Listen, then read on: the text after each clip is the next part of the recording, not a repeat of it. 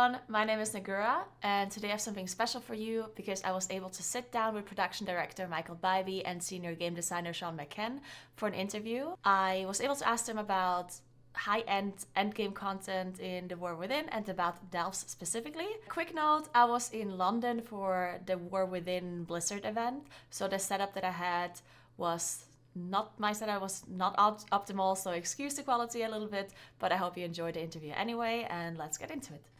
Hi, well, first of all, thank you so much for joining me on this interview. I wrote down like a million questions and I didn't submit any of them beforehand. So I was a little bit worried that you're just going to say like, I can't answer this question. I can't answer this question. So I was thinking before I go into my questions, I'm going to ask you if you have anything that you want to talk about a little bit more, like something specific that you maybe would be willing to share more information about, or something that you like a lot, something that you're looking forward to in the War Within when it comes to like endgame content. Yeah, I should probably go first, or do you want to go first, Bybee? Yeah, go ahead, Sean. Sure. Well, so my name's Sean McCann. I'm the Delves guy, and so my answer might be kind of obvious, but it's warbands. No, I'm really excited for Delves. There's a lot of cool things that we're doing for Delves for level up and max level. Personally speaking, Delves is kind of the content that I really want to play with my friends.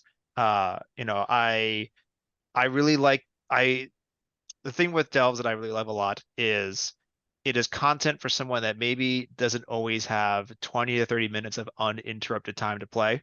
And so, I've got 3 kids, and so sometimes that can be I've got 2 hours, everyone's asleep, or I've got 5 minutes at max before I have to go AFK because, something bad happened behind me. And so being able to do Delves solo or with my friends is a really big deal for me. My friend group is not terribly organized, and so I'm the only healer, and there's 4 DPS, and so that kind of normally leaves us like in a lurch of what we can actually do sometimes. And so I'm just super jazzed because it means we can team whenever we want, whenever our schedules align, we could do something in Delves, and actually have it be difficult too, like because we do like doing hard content in our friend group. I know that because I have to heal everybody through all of it. And so that's what I'm super jazzed about for coming to War Within.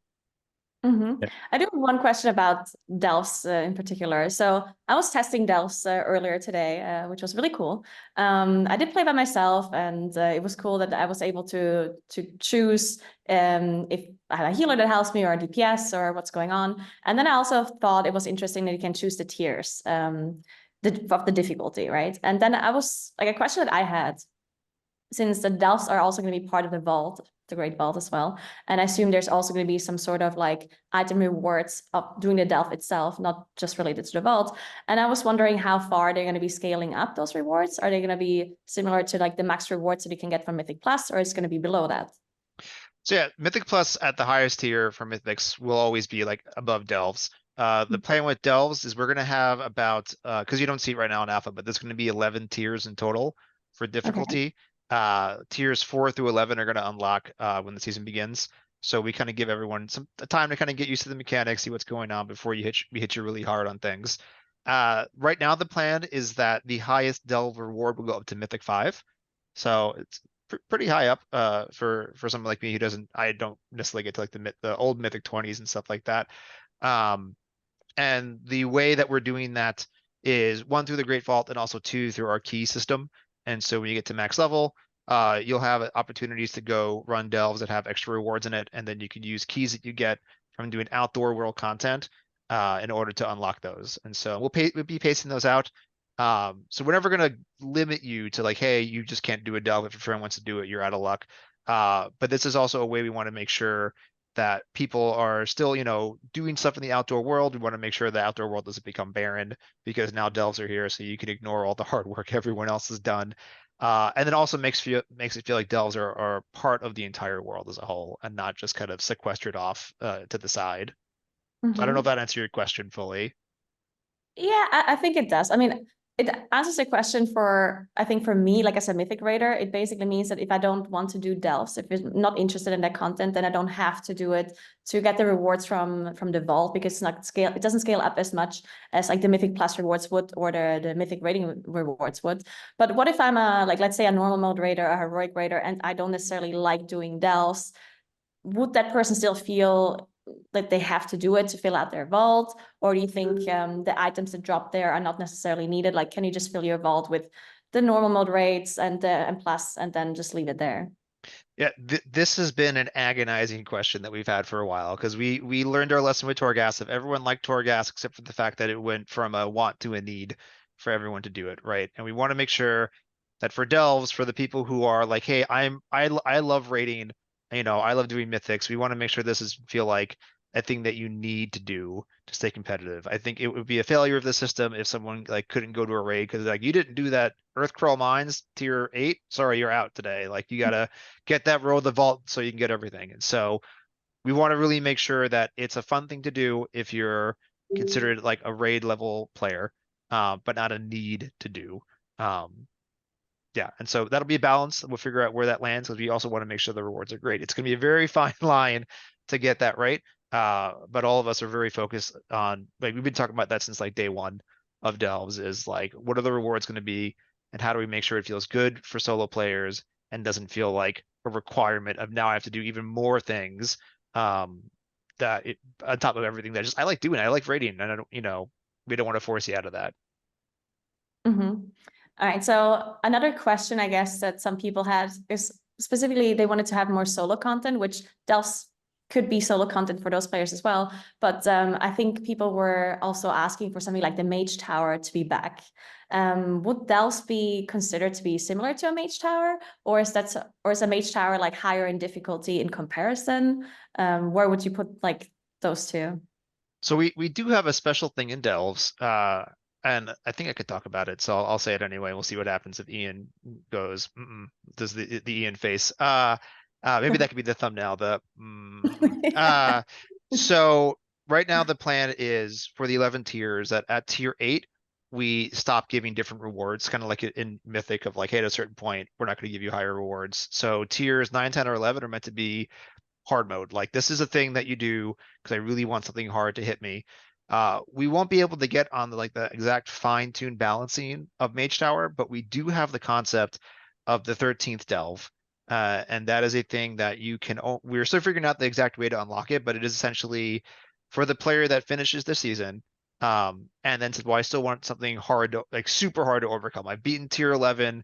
The 13th Delve is essentially our one room boss fight where we're going to hit you as hard as humanly possible on here. And so the plan is to get up towards that Mage Tower difficulty. It won't be a thing that it's exactly Mage Tower because it's not going to be based on like every single spec that we have. I can say we tested it last week and no one beat it. And so we were like, cool, we're on the right track. Like it's kicking our butts. We actually have to play smarter on this. And so yeah, it's going to be a continual thing, but that is kind of our Mage Tower equivalent on Delves. And tier 11 is gonna be pretty tough too. But that's the plan right now. All right. Well, that sounds really cool. Okay, that is definitely something that I'm going to be checking out then as well. All right. So I did have one more question about Mythic Plus in general, if you guys want to talk about that as well.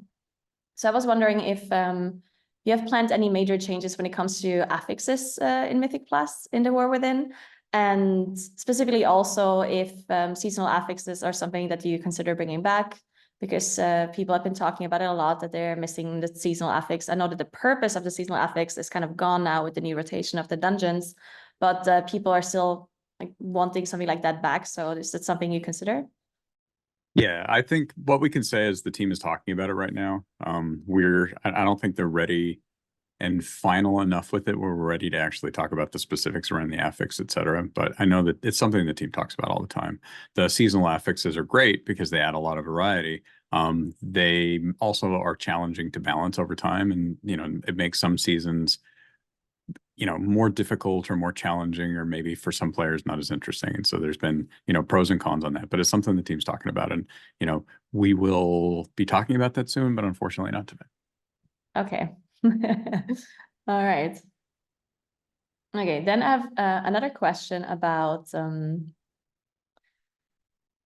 just gonna go all over the place here, okay, if that's fine. So I'm gonna talk about defensive. So Almost every spec now, since the talent system was reworked, I feel like a lot of classes and specs got very powerful defensives, active and also passives. And it seems like it resulted in most Mythic content dealing lethal damage unless everyone presses their defensives that they have available to them, which created this kind of dynamic where healing is much less about healing, but it's more about the players being at or close to 100% health at all times and pressing the defenses based on their big wigs or DBM timers, just counting them down, saying, press this now. And is that something that in the War Within is something that you consider changing, or are you happy with how it is right now? I wouldn't say we're happy. Just because I didn't say it earlier, quick introduction. So Michael Bybee, production director on World of Warcraft.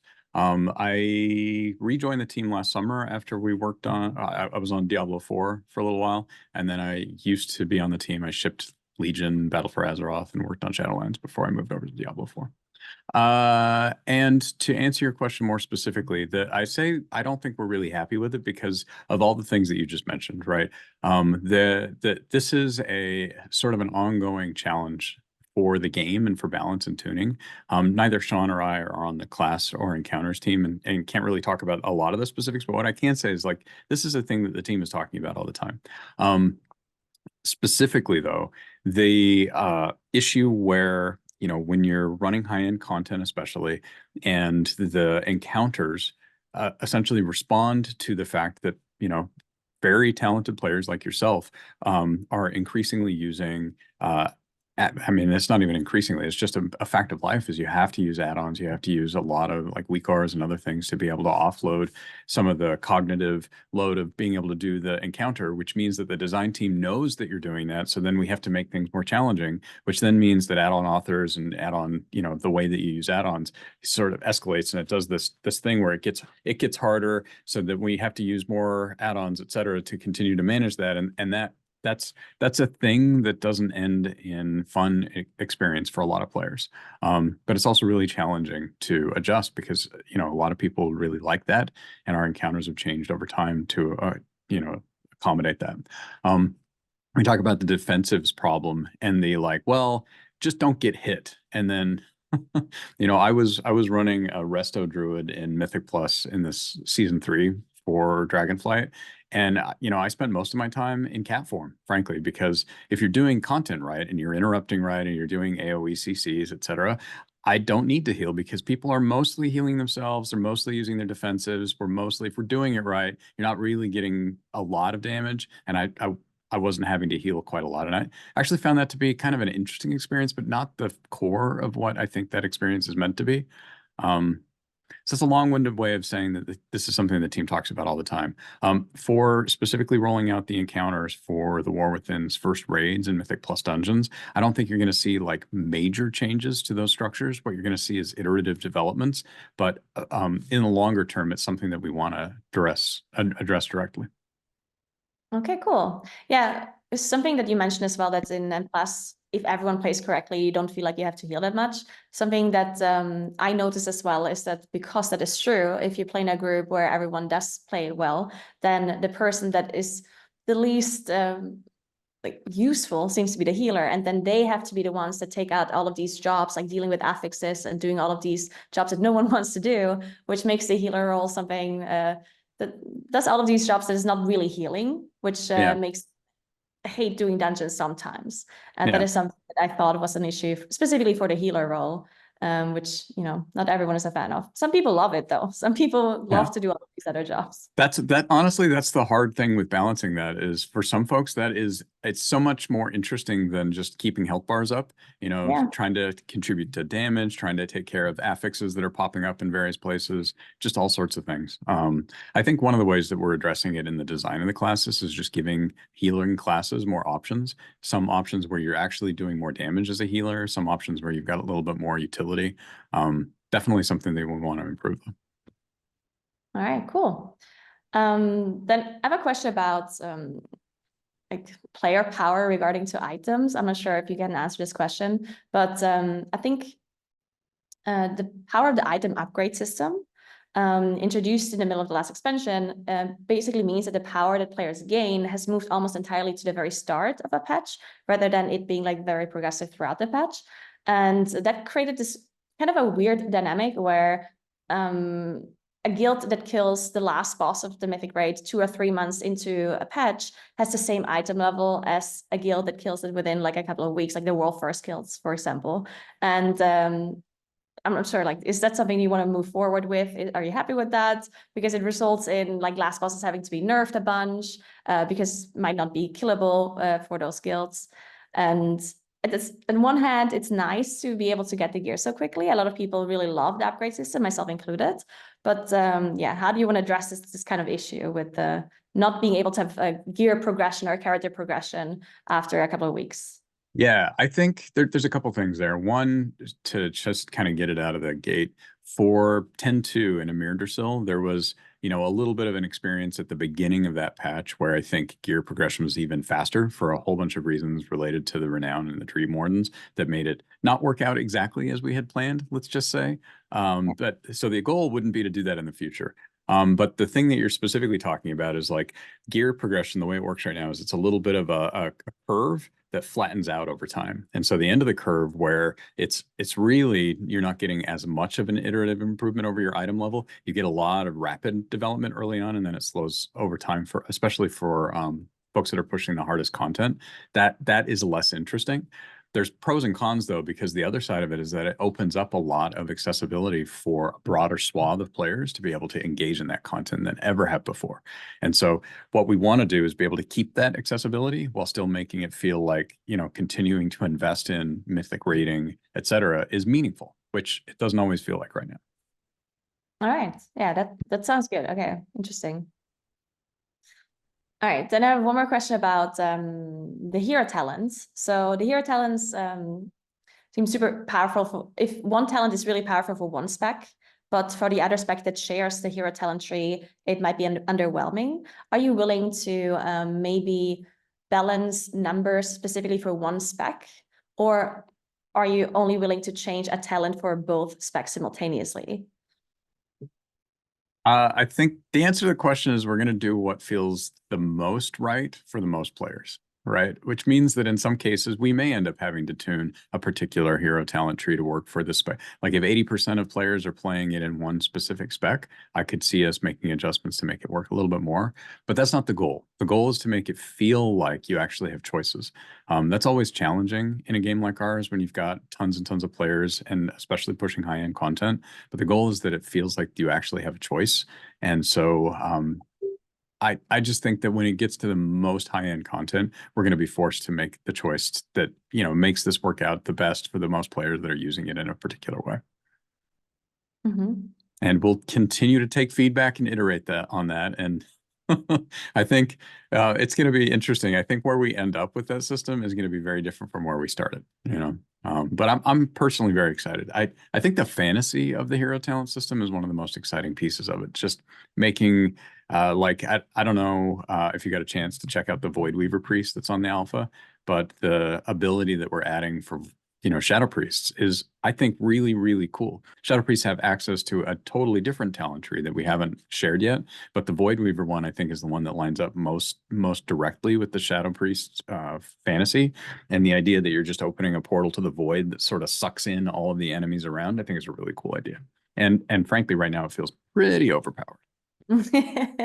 Unfortunately, did not get to check that out yet, but I did see some of the other hero talents, and I love the animations and how it how those two specs come together and how everything looks. I think it's going to be really cool, and a lot of people are going to be super excited about that. So yeah, I'm super interested to see what you have for all of the hero talents. So I'm excited to test it all on beta or in alpha. All right, so I have one more question. I'm not sure if you guys even remember this. So a long time ago, Ian had an interview with somebody, and he specifically talked about the UI. This was before Dragonflight even came out. And he was saying that you are working on UI reworks and doing a lot of changes there. And he said that the resource bar that is in the middle of your screen, that the team wants to iterate on that one in the future, so you can customize it a bit more. So specifically to replace some of the weak auras maybe. So let's say if you're a tank and you get pain suppression, that you would be able to add that to your resource bar if you would want to do so, or if you're a damage dealer to see power infusion or something like that. Is that something that is still being worked on, or is it something you can talk about? Can't talk about it, but still being worked on. That's the best way to answer that. The key is like we absolutely want to make that work out for players. But weak auras is incredibly powerful. And so I don't think it's probably unlikely that you're going to see the entire weak aura system, totally replicated in the WoW UI, but finding ways to make it more, make certain actions work out better in the base WoW UI, I think is definitely the goal. No specific things around that right now. And frankly, it might be a while before we're ready to talk about that. Okay. All right. Anything else you would want to talk about that, again, you're maybe really interested in the War Within, or something that you worked on, something that you can share more information about? Ivy's usually the one telling us get it done faster. I'm more boots on the ground. Yeah, I mean, for me, I'm, it's been delves for a very long time.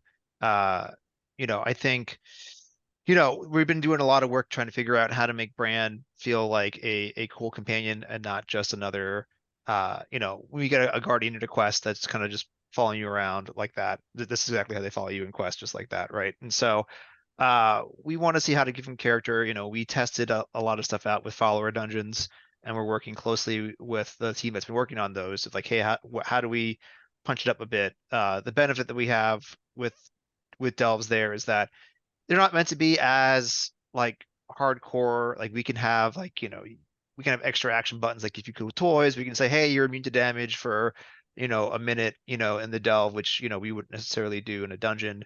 And so like, what are some fun things we can do with Bran? Like, I thought people wouldn't know it, but in one of the other interviews we did, everyone was like, oh, we saw that already. So I was like, well, that's touche. If you go AFK for a little bit, Bran will find a wall to just lean against while he's waiting for you. And so, we're excited about a lot of those little things that maybe people will never see, but it's there, and that people can kind of talk about, oh, did you know, Bran does X, Y, and Z if you do the following things.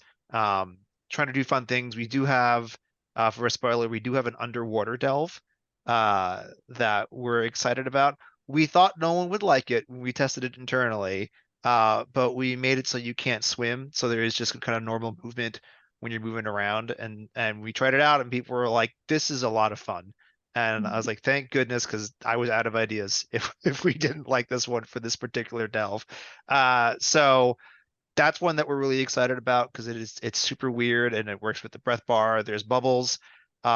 We found that we can kind of tell how old somebody is based on the underwater trauma they have from a video game, of when someone goes, oh, this reminds me of that video game. Like, oh, I see what generation you're in now. Of like which game caused you the most anxiety for underwater gameplay. But yeah, so for me, there's a lot of interesting things that are coming up with delves that we haven't seen yet.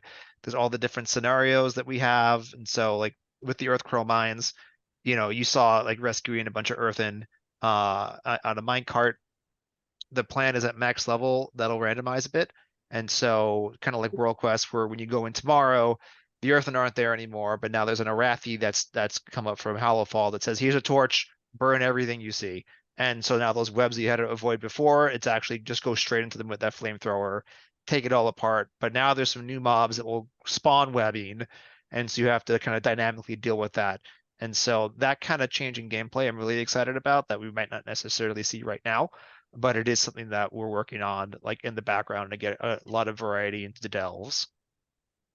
Okay, yeah, that is very cool. One, because I only managed to test delves solo. I didn't do any group testing. Mac, you can go with 4 people max, right? Or was it 5? Full team of 5. Team of 5, okay. But Bran always is with you, even if you're with 5 people, right? Yep, he can always be there. Okay. So one thing I was wondering about as well, since you just talked about earlier about that you can have higher tiers that are going to be actually challenging and more difficult, and that the rewards don't scale up higher, and you really should want to do that if you're seeking the challenge. Are you like, how are you dealing with the scaling difficulty? Like between, let's say I'm doing it by myself versus a full group. That is something that we've seen some issues with, like in heroic raids, for example, where it seemed to be always easier if you have a certain amount of players, like, oh, we need to do this with like 13 players exactly, otherwise it's really hard or it's really easy. Is that something that you struggle with Delphs as well with tuning, or do you figure out a proper strategy to deal with that? Yeah, there's definitely not a designer sweating right now and going, oh my gosh, how are we going to do this? We are taking the same system that we had in Torghast, because Torghast under the hood had a lot of that scaling that we could do for the group size and also per role, per class, and per spec. And so the idea is looking at, from like a number crunching way of like, hey, are there classes that are underperforming? How do we balance that out? Are there group sizes that are underperforming? How do we balance that out? And so we're going to do our best to make sure, hey, that feels really great from the data that we have, and just from playing through, like, hey, does it just feel like, I know the data says Shadow Priest is great, but it just feels terrible doing, like, so we're going to ignore that and actually just do some things to fix that up. And so it is going to be a balancing act. Hopefully a little easier because we have a much smaller number to balance around, and also that we're not, while we want delves to be hard, we want that curve, right? Because one of the important things, at least like my experience with the game, is that you go from the outdoor world content, which is pretty simple on purpose, and then when you get to max level, it's like, hey, where are your add-ons? Know the route. And so delves is meant to be that kind of middle ground of, hey, you can kind of scale up to difficulty and things like that. And so we're never going to be a thing where it's like, hey, you need to be incredibly on the ball to do it. And I think that's where we get the kind of leeway of like, yeah, there's some blood DKs. Yeah. One of our main designers is blood DK, and it's my goal to eventually kill him at one of the tiers. It hasn't happened yet, but we haven't just started testing super hard at like tier 10 or 11.